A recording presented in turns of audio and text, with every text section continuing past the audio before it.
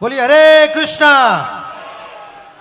तो प्रस्तुत होने जा रहा है हमारे गाजियाबाद गुरुकुल यानी कि इस्कॉन गाजियाबाद के जो गौरांग गुरुकुल है उनके तरफ से बहुत ही बढ़िया नाटिका जो कि आज के प्रसंग के ऊपर ही है। प्रभु जी ने अभी आपको महादेव जी के बारे में बताया, माता सती के बारे में बताया, दक्ष प्रजापति के बारे में बताया। इसी कथा के ऊपर आधारित इन बच्चों ने बहुत मेहनत की। आप तो ताली तो बजाओ कम से कम इनके उत्साह के लिए, एक बार जोरदार तालियां हो जाएं। तो काफी उत्साहित है बच्चे। आप सबको वो सारी चीजें जो प्रभु जी ऑडियो के फॉर्म में बताना चाह रहे थे ये आपको विजुअल फॉर्म में प्रेजेंट कराएंगे। तो इन बच्चों का जो गुरुकुल है इसका एक स्टॉल भी बाहर लगा हुआ है। अगर आप लोगों को और अधिक जानकारी चाहिए इनके गुरुकुल के बारे में जो कि गाजियाबाद में है तो वहाँ पे जाके आप संपर्क कर सकते हैं। हमारे रुक्मिणी जीवन प्रभु जी हैं जो वहाँ के प्रिंसिपल हैं, वो भी वहाँ पे आपको मिलेंगे। अगर कोई फर्दर जिज्ञासा होगी गुरुकुल के बारे में, कई बार हमारे गृहस्थ भक्तों को कई सारी जिज्ञासाएं होती हैं कि हमारे गुरुकुल में क्या पढ़ाया जाता है, CBSE, ISC और या वैकुंठा या गोलोका, कौन सा कोर्स फॉलो किया जाता है। तो इन सब की जानकारी वहाँ आपको स्टॉल पे प्राप्त हो सकता है। लेकिन यहाँ पे हम लोग वापस से स्टेज पे आएंगे और अगर हमारी टीम रेडी है तो is the music ready? Okay, so music is ready, lights ready, stage management all set. Haridwar यात्रा महोत्सव की, हमारे गाजियाबाद गौरांग गुरुकुल भक्त वृंद की गौर प्रेमानंदे। Hare Krishna. Over to you all.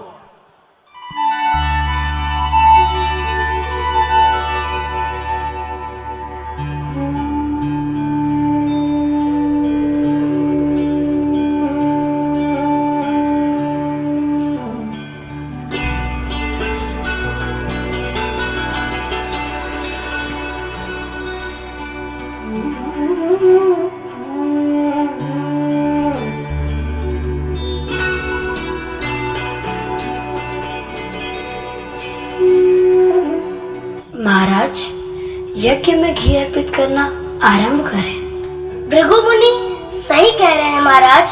यदि यह और प्रतीक्षा करेंगे तो यज्ञ करने का शुभ मुहूर्त निकल जाएगा। महारानी प्रसूति, मेरी सबसे प्रिय पुत्री सती कहाँ है? मुहूर्त निकला जा रहा है। तुम तो जानती ही हो कि मैं उसके बिना कोई यज्ञ, कोई अनुष्ठान नहीं करता। महाराज, वह अवश्य ही यहीं कहीं होगी। मैंने उसे विशेष रूप से कहा था कि आज आप यज्ञ करने वाले हैं, इसलिए उसकी उपस्थिति अनिवार्य है। वह अच्छी तरह जानती है कि उसके बिना आप यज्ञ नहीं करेंगे। मैं यहाँ हूँ पिताजी। मैं आपके यज्ञ के लिए विशेष पुष्प इकट्ठा कर रही थी। हे मेरी सबसे प्रिय पुत्री सती, मैं तुम्हारी ही प्रतीक्षा कर रहा था। तुम्हें आसपास ना देखा तो बहुत चिंतित हो गया था। मैं तो बस आपको प्रसन्न करना चाहती थी पिताश्री। ओह मेरी सबसे प्यारी पुत्री, तुम्हारा पिता होना मेरा सबसे बड़ा सौभाग्य है। तुम मेरा गर्व हो। ब्राह्मण देवता, अब आप यज्ञ आरंभ कर सकते हैं।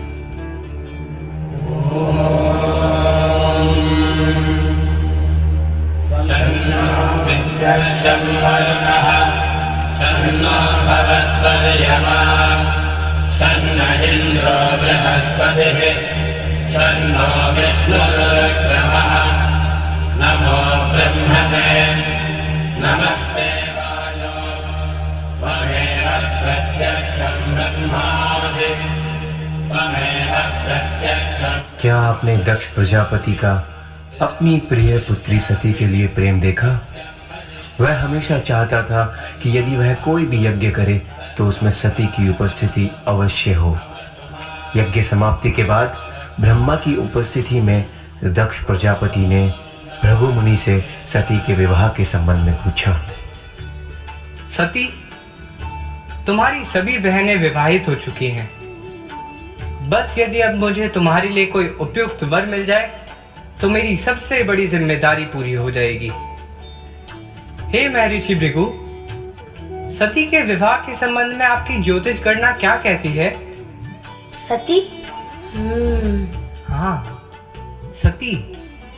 कृपया शीघ्र ही मुझे बताएं कि सती का पति कौन होगा। प्रजापति, सती सती वो भगवान शिव से विवाह करेगी। शिव! असंभव! असंभव! वह नीच स्वच्छता के सभी नियमों को तोड़ता है और शमशान जैसी गंदी जगहों पर पड़ा रहता है। उसके सभी साथी भूत और राक्षस हैं। वह अपने पूरे शरीर पर राख लगा कर रखता है और तो और उसके आभूषण जानते हैं आप? उसके आभूषण सांप, मुर्दों के सर और हड्डियां हैं। यह आप क्या कह रहे हैं महाराज? बस कीजिए। क्यों? सत्य बर्दाश्त नहीं हो रहा? अरे शिव का अर्थ होता है पूर्ण रूप से शुद्ध होना, लेकिन वह सिर्फ नाम से शिव है। वास्तव में वह मलिनताओं का स्वामी, निपट, मूर्ख और परम अशुभ है। मैं अपनी बेटी उसे कैसे दे सकता हूँ? पितामह, सुना आपने? भृगु मुनि क्या व्यर्थ की बातें कर रहे हैं? दक्ष, तुम्हारा इस तरह शिव के बारे में बोलना उचित नहीं। सती ने अपना जन्म केवल शिव से विवाह करने के लिए ही लिया है। वह शिव की शाश्वत पत्नी है। तुम उसका भाग्य नहीं बदल सकते। हाँ, आपने सही कहा पितामह। वह तो बचपन से ही महादेव के प्रति समर्पित है। परंतु पितामह, मैं अपनी पुत्री उस भिखारी को कैसे दे सकता हूँ? उसका भरण पोषण बहुत ही राजसी ऐश्वर्य और संपन्नता के साथ हुआ है। मेरी पुत्री अनेक सुख सुविधाओं से परिपूर्ण महल में रही है। वह शिव और उनके सहयोगियों के साथ शमशान में कैसे रह पाएगी?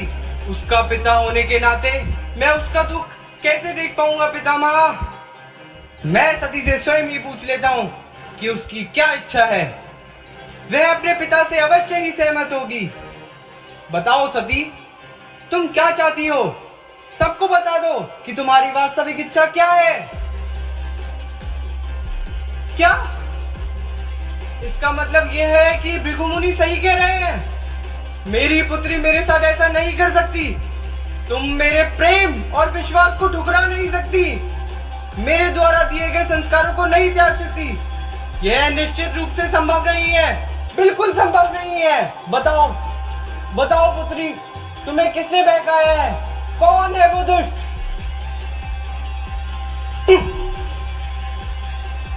यह सती का भाग्य है प्रजापति। इस तरह दक्ष की सहमति न होने पर भी माता सती का विवाह भगवान शिव से हो जाता है। कैलाश पर्वत में सभी शिव भक्त अत्यंत प्रसन्न होते हैं और भगवान शिव का माता सती के साथ स्वागत करने की तैयारियां प्रारंभ करते हैं। सुनो सुनो, हमारे प्रिय भगवान महादेव का माता सती से विवाह हो गया है। महादेव अति शीघ्र ही माता सती के साथ कैलाश पर पधारने वाले हैं। महादेव की जय, माता सती की जय। तुम सब कैलाश को सुंदर ढंग से सजाओ, हमें अभी बहुत सारी तैयारियां करनी है। मैं महादेव और माता सती के लिए स्वागत की तैयारियां करवाता हूँ। मैं कैलाश को सजाने के लिए अनेक प्रकार के सुगंधित फूल अभी लेकर आता हूँ। मैं महादेव और माता सती के सिंहासन को अभी सुंदर ढंग से सजा देता हूँ। मैं इस जमीन को साफ कर देता हूँ। मैं महादेव और माता सती के लिए स्वादिष्ट भोजन तैयार करवाता हूँ।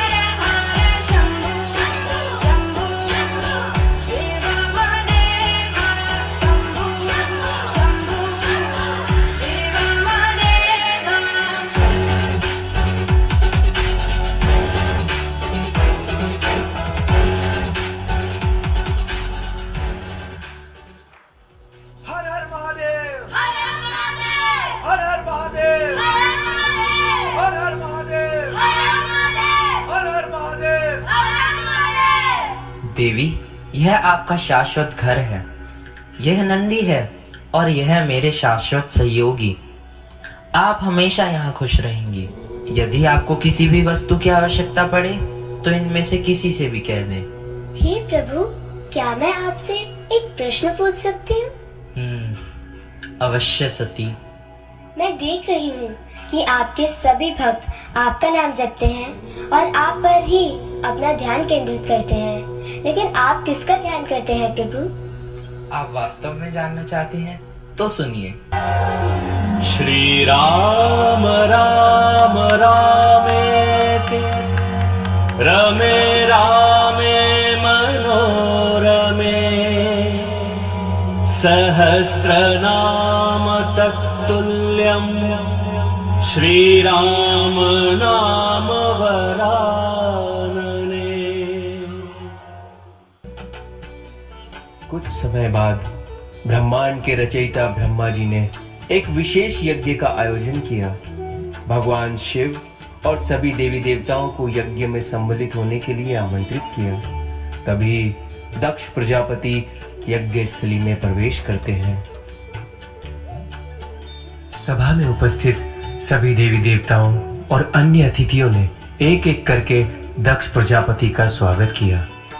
भगवान शिव श्री कृष्ण का ध्यान कर रहे थे। वे समाधि में थे, इसलिए उन्हें दक्ष के आगमन का आभास नहीं हुआ। उनके द्वारा सम्मानित न होने के कारण उसे क्रोध आ गया। आओ पुत्र, यज्ञ प्रारंभ करें। यज्ञ? कौन सा यज्ञ पितामहा? मेरे अपमान का यज्ञ?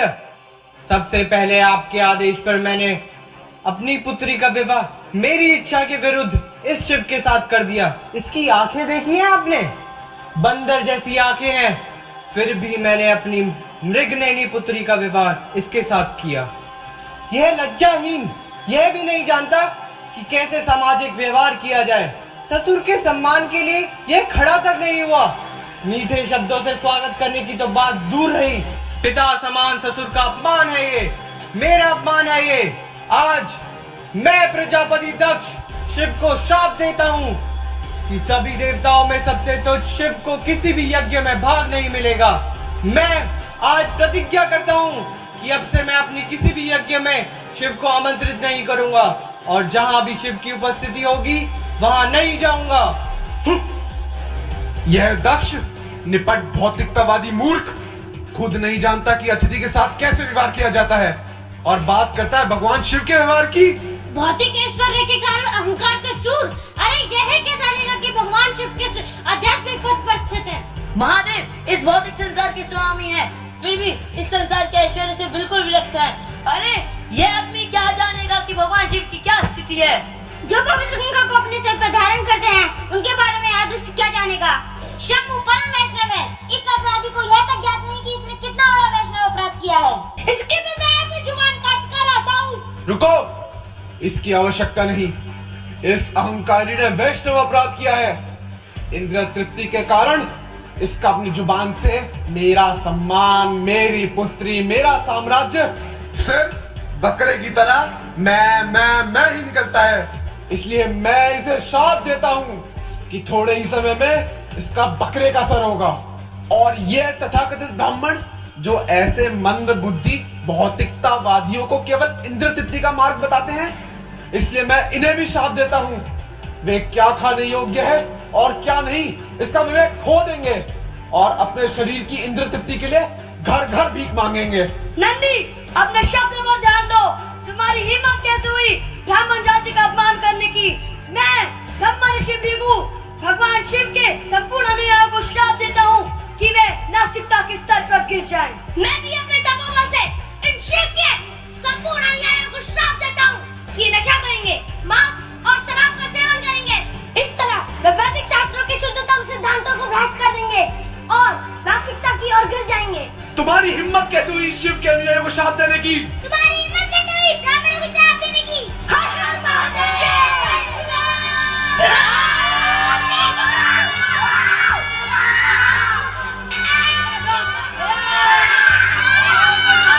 रुको नंदी, यहाँ से सबको लेकर चलो। एक वैष्णव अपनी निंदा आसानी से सुन सकता है, भगवान और गुरु परंपरा की निंदा उससे बर्दाश्त नहीं होती।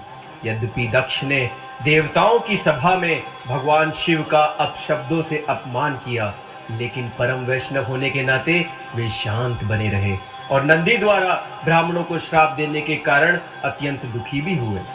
कुछ समय बाद अहंकारी दक्ष ने भृगु मुनि को वाजपेयी यज्ञ करने का आदेश दिया। मैं दक्ष प्रजापति सभी दिशाओं को साक्षी मानकर यह घोषणा करता हूं कि मैं वाजपेयी यज्ञ करूंगा। भृगु मुनि कृपया तैयारी शुरू करें। सिर्फ शिव और सती को छोड़कर इस यज्ञ में सभी को आमंत्रित करा जाए। नहीं स्वामी नहीं, शिव के प्रति आपका यह व्यवहार उचित नहीं। इस बदले की आग में आप हमारी ही पुत्री सती को जला डालेंगे। इस तरह बेइज्जती होने के बाद भी मनुपुत्री ऐसा कह रही है, यह बहुत आश्चर्यजनक बात है। शंभु देवों के देव महादेव हैं, मान सम्मान से परे हैं। मैं आपसे हाथ जोड़कर विनती करती हूँ स्वामी, कृपया उन्हें यज्ञ के लिए अवश्य आमंत्रित करें। मैंने अपना निर्णय ले लिया है मनुपुत्री, अब तुम सोचो कि तुम किसके साथ हो।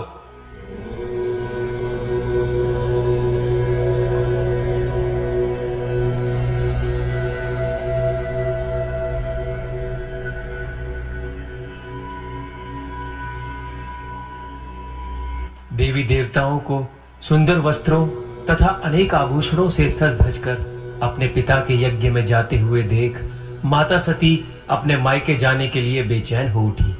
वह अपने पिता द्वारा संपन्न किए जाने वाले यज्ञ में सम्मिलित होना चाहती थी। सती, तुम्हारा ध्यान कहाँ है सती? देखा आपने स्वामी, सभी देवी देवता सज सवर कर मेरे पिता द्वारा आयोजित यज्ञ में जा रहे हैं। इनको देखकर मेरे हृदय में भी वहां जाने की तीव्र इच्छा जागृत हुई है। क्या हम भी चलें? नहीं सती, हमारा वहां जाना शिष्टाचार को भंग करना है। उन्होंने हमें आमंत्रित नहीं किया और बिना निमंत्रण जाना उचित नहीं। लेकिन मैं अपने पिता, माँ और सगे संबंधियों से मिलने के लिए अत्यधिक बेचैन हो रही हूँ। हे मेरी प्रिय पत्नी, यह स्पष्ट है कि दक्ष की अनेक पुत्रियों में से तुम सबसे अधिक प्रिय हो, लेकिन मेरी पत्नी होने के कारण तुम्हें उस घर में सम्मान नहीं मिलेगा। पिता के घर में पुत्री का क्या सम्मान स्वामी? मेरी माँ, बहनें, उनके पति और अन्य सगे संबंधी भी वहाँ एकत्रित हुए होंगे। इसलिए मेरी भी इच्छा है कि मैं अपने पिता द्वारा दिए गए आभूषणों से स्वयं को सजाऊं और आपके साथ उस सभा में भाग लेने जाऊं। पर तुम नहीं करते। उन्होंने तुम्हारे निर्दोष पति को बेइज्जत किया है, क्या तुम नहीं जानती? मैं जानती हूँ स्वामी, आखिर हम संबंधियों से कब तक रूठे रहेंगे? हमें यज्ञ में अवश्य संबंधित होना चाहिए। स्त्री हट विनाश का कारण है सती, यह तुम्हारे लिए अशुभ होगा। अशुभ? कोई पिता अपनी पुत्री के जीवन में अशुभ कैसे ला सकता है स्वामी? मुझे कैलाश आए तो कुछ ही दिन हुए हैं, उससे पहले मैं अपने पिता के महल में ही रही हूँ। यह मेरे लिए शुभ कैसे नहीं हो सकता? क्या ये पर्याप्त नहीं कि तुम्हारा पति यह तुम्हें बता रहा है? कृपया चिंता न करें स्वामी, विश्वास रखें कि मेरे पिता के घर में कुछ भी गलत नहीं होगा। मैं सुरक्षित कैलाश लौट आऊंगी। तुम्हें मेरी बात सुननी होगी सती, हमारे लिए यज्ञ में जाना संभव है, यह तुम्हारे लिए विनाशकारी होगा। विनाशकारी? यह आप कैसी बातें कर रहे हैं स्वामी? वह मेरे पिता हैं, शत्रु नहीं। यदि आप नहीं आना चाहते तो ठीक है, मैं आपके बिना ही वहाँ चली जाऊंगी। वहाँ मेरा सम्मान अवश्य होगा, आप इसकी चिंता ना करें। तुम्हारा भाग्य तुम्हें बुला रहा है सती। हे प्रभु, मैं अपने पिता के घर जा रही हूँ, यही मेरा अंतिम निर्णय है। नंदी, सती के साथ उसके घर जाओ, उसकी रक्षा करना तुम्हारी जिम्मेदारी है। इस प्रकार माता सती ने अपने पिता और संबंधियों से अत्यधिक आसक्ति के कारण भगवान शिव के शब्दों को अनसुना कर दिया और अपनी मातृभूमि में प्रवेश किया। लेकिन दक्ष उन्हें वहां देखकर, क्योंकि वह शिव की पत्नी थी, अत्यंत क्रोधित हुआ।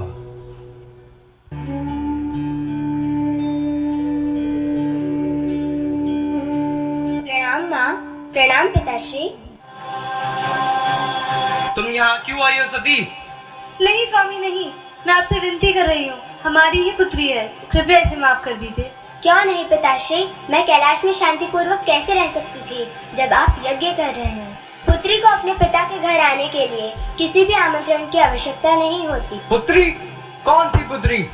जो पुत्री अपने पिता का सम्मान करना नहीं जानती, वो पुत्री कहलाने के लायक नहीं है।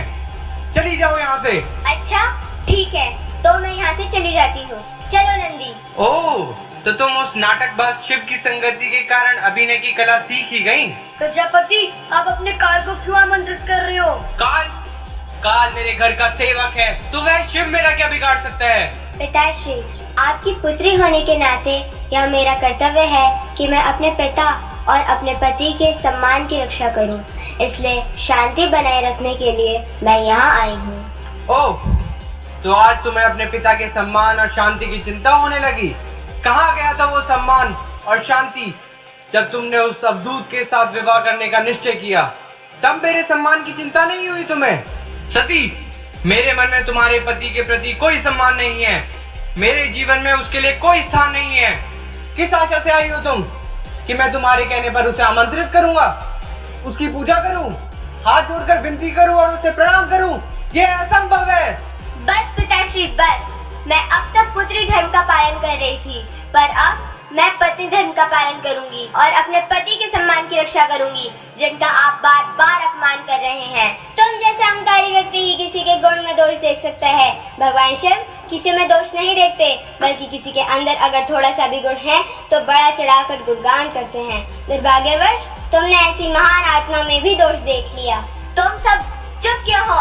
महादेव का अपमान तुम सब कैसे सहन कर सकते हो? आप बस आज्ञा दे माते, अभी इन सब का सर धड़ से अलग कर देते हैं। बस सती बस, तुम अपनी सीमा लांघ रही हो। तुम उस शिव के प्रेम में अंधी हो गई हो। तुम उस निर्लज की संगति में आकर निर्लज हो गई हो। ना तो मैं तुम्हारे पति का सम्मान करता हूँ और ना ही उससे डरता हूँ। बस प्रजापति बस। मैं अपने पति की बहुत निंदा सुन चुकी हूँ। वह अजात शत्रु हैं। आपने भगवान शिव के प्रति बहुत बड़ा अपराध करा है। सती, कृपया क्रोधित मत हो। मेरी ओर देखो सती, मेरी ओर। मैं तुम्हें वापस कैलाश ले जाऊंगी। तुमसे कोई कुछ नहीं करेगा। नहीं माँ, नहीं। शांत हो जाओ पुत्री। नहीं, मैंने अपने स्वामी की बहुत निंदा सुन ली। तुम सबको सजा मिलनी चाहिए। नहीं, सजा तो मुझे मिलनी चाहिए। मैं स्वयं को दंड दूंगी। दक्षायणी के रूप में जन्म लेना मेरे जीवन का सबसे बड़ा अभिशाप है और इस अभिशाप से मुझे मुक्त होना ही होगा। मैं अपने शरीर को नष्ट कर दूंगी। हे अग्निदेव, कृपया मेरे इस वचन को पूरा करने में मेरी सहायता करें।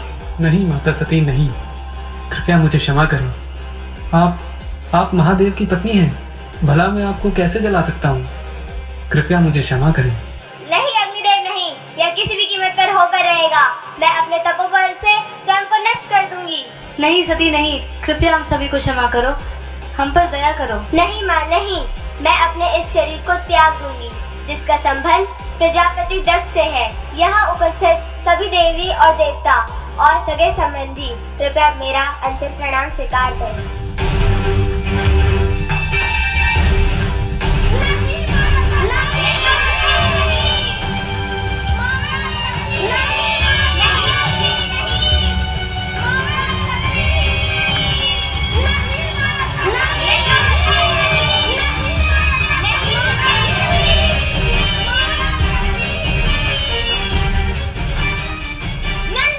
माता सती के हत्यारे की गर्दन उड़ा देती है।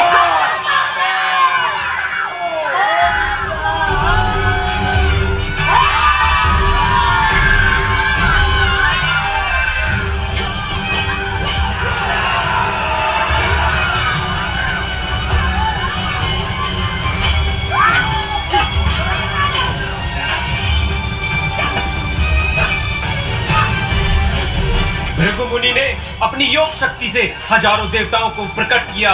उन्होंने शिवगणों को युद्ध स्थल से मार भगाया।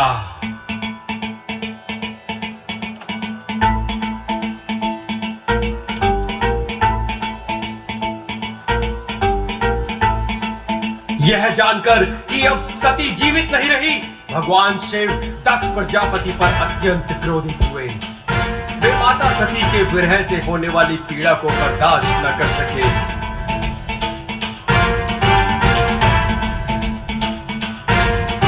जटाटवी गलज्जल प्रवाह पावित स्थले कलेवलम व्यलम लम्बितां भुजङ्गतुङ्गमालिका धमड्डमड्डमड्डमन्निनादवड्डमर्वयं चकार चण्डताण्डवं तनोतु नः शिवं शिवं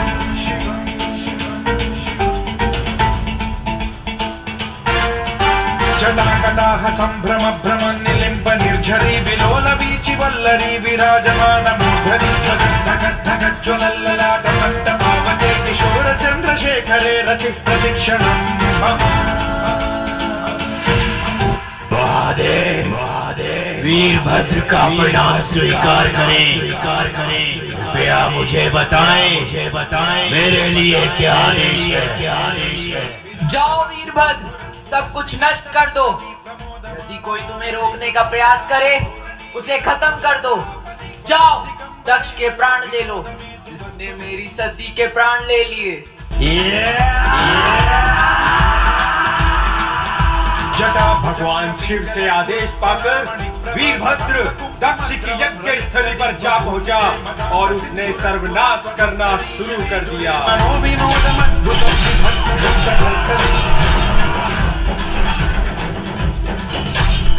वो भी उसके रास्ते में आया, सबको काट डाला। वीरभद्र ने भृगु मुनि की दाढ़ी उखाड़ दी। जो भी ब्राह्मण भगवान शिव की निंदा पर हंसे उनके दांत तोड़ दिए।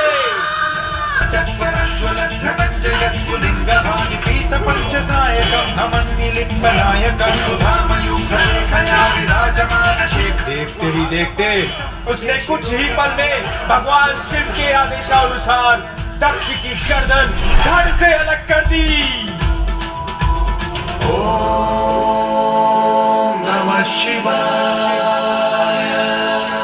यह सर्वनाश देखकर देवी देवताओं के साथ भगवान ब्रह्मा ने भगवान शिव का गुणगान किया और प्रार्थना की कि वे शांत हो जाएं, दक्ष को क्षमा कर दें। भगवान ब्रह्मा से मीठे वचन सुनकर महादेव ने दक्ष को बकरे का सर प्रदान किया। दक्ष को अपने किए का बहुत पछतावा हुआ और वह महादेव के चरण कमलों में क्षमा याचना करता है। हे महादेव, मुझे क्षमा कर दे, कृपया मुझे क्षमा कर दे। महादेव, आपने मेरे अज्ञान का नाश कर दिया है, मेरे अहंकार का अंधकार नष्ट हो गया है। मुझे अपनी गलती का पश्चाताप है।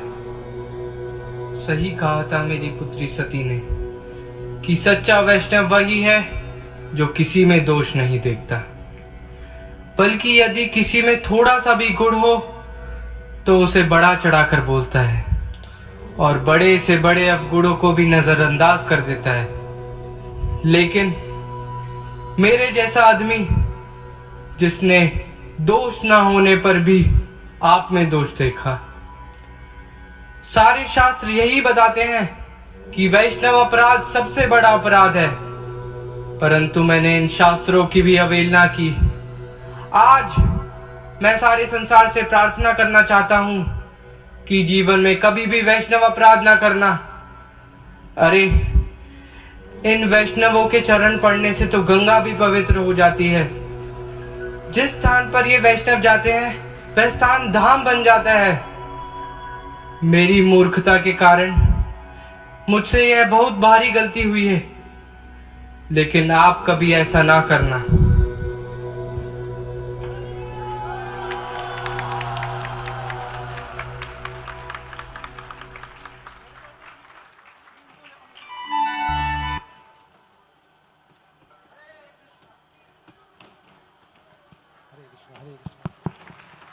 So ladies and gentlemen, big round of applause to our Gurukul के हमारे बच्चों के लिए जोरदार तालियां हो जाए। क्या सरप्राइज पैकेज था ना, जिन लोगों ने मिस किया ना, मिस ही कर दिया। हम लोग भी मतलब सोच रहे थे ये ऐसे कैसे कर सकते हैं। कितने लोगों को जबरदस्त परफॉर्मेंस लगा, तो कहो तो रिपीट करवा दे।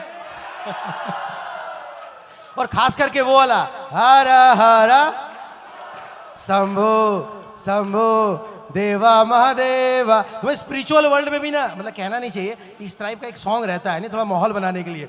मैं देख रहा था कई लोगों को लग रहा है वही कहानी चल रहा है, लेकिन जैसे वो देख एक्टिव हो गया।